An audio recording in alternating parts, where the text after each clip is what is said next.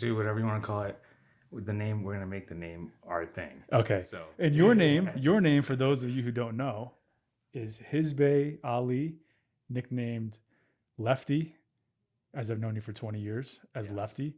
You told some random guy that your name is Rusty. I still don't know why. I don't know how that happened. There's a bad signal on the phone. It's a bad signal. Okay. Yes, no, that actually is why. You are a double board certified psychiatrist. What is your board certification in? Allegedly, which I got to double check, make sure I am certified. I think I am. The front office usually takes care of that. It is general psychiatry. And what's the other one? The other one is psychosomatic medicine, which is consultation liaison. Consultation liaison, yeah. Psychosomatic means mind and body. Psychosomatic mind body, which is why when you said brain body, perfect. I'm like, yes, that is what my fellowship is in. So perfect. It says it on the certificate. For those of you who don't know who I am, my name is Michael. You can call me Mike. Last name is Hansen. And my board certification is internal medicine, pulmonary disease, as in lungs, and critical care medicine, as in intensive care unit. And pretty soon, in the near future, I will be board certified in obesity medicine. And that leads me into... Can I just ask a question? Is there something that you're not going to be board certified in? That's it. That's it. Four's plenty. I feel like they need to create more boards for you. No, trust me. I'm already starting to lose. They should. I'm already starting to lose territory in my brain. It's the cells are starting to fade away.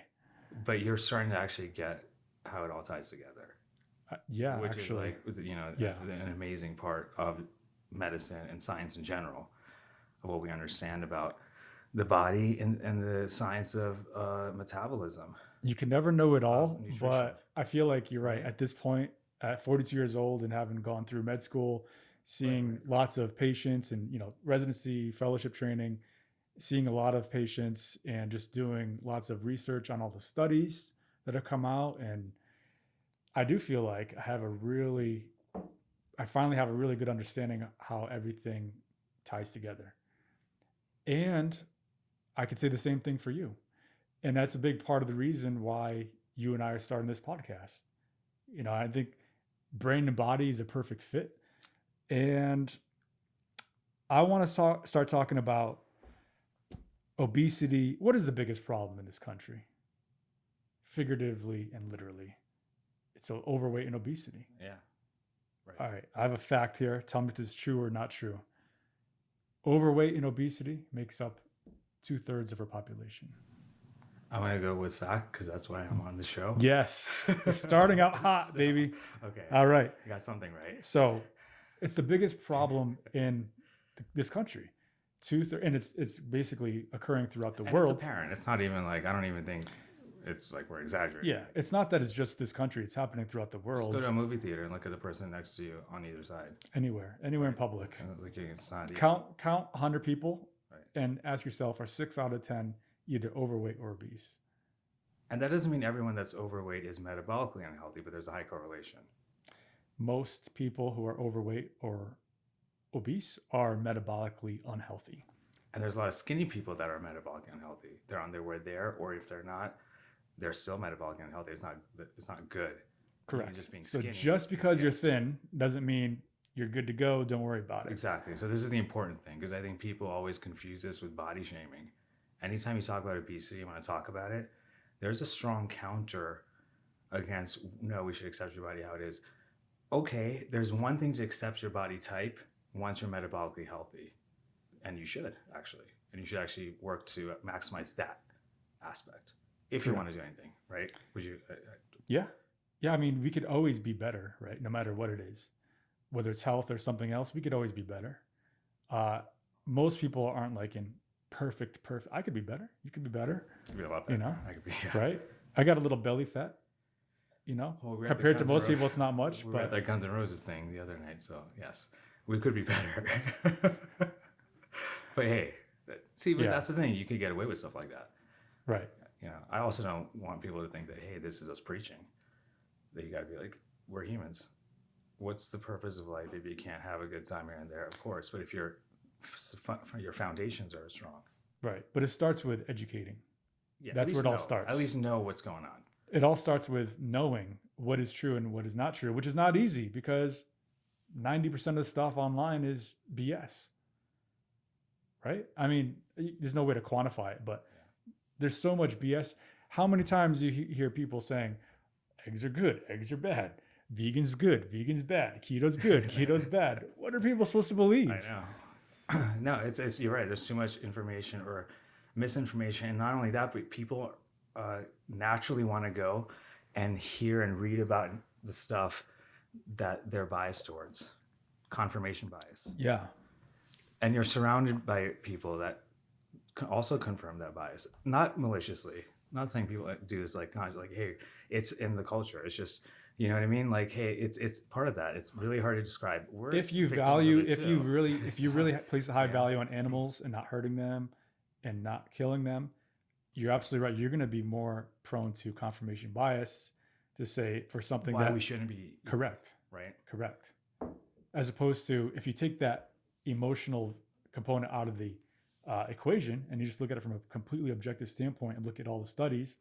Again, no study's perfect, but you do your best to objectively look at all the studies, then you're going to remove, or at least partially, or help to remove that confirmation bias. Right. So Yes. it exists.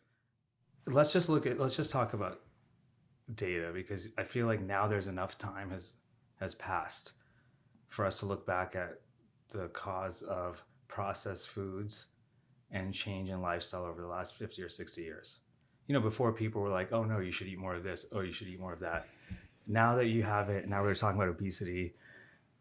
What's, you know, as a psychiatrist, someone that's not as, informed with that, but that should be. I think this every doctor should actually know. This one should be one of the core competencies, if you ask me.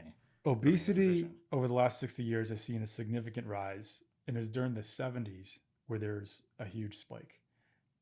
But it hasn't really gotten any better recently. It's only getting worse.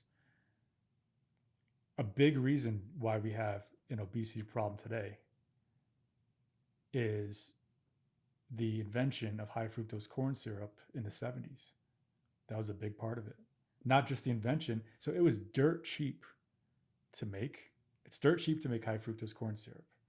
Also, when you add it to other foods, it's a business. Our health when is you a add business. it's in 70% of the foods in the grocery store. When you Right. add sugar, and it has 250 plus different names of sugar, of added sugar, I should say, whether it's high fructose corn syrup or pineapple extract. Pineapple extract, that's sugar.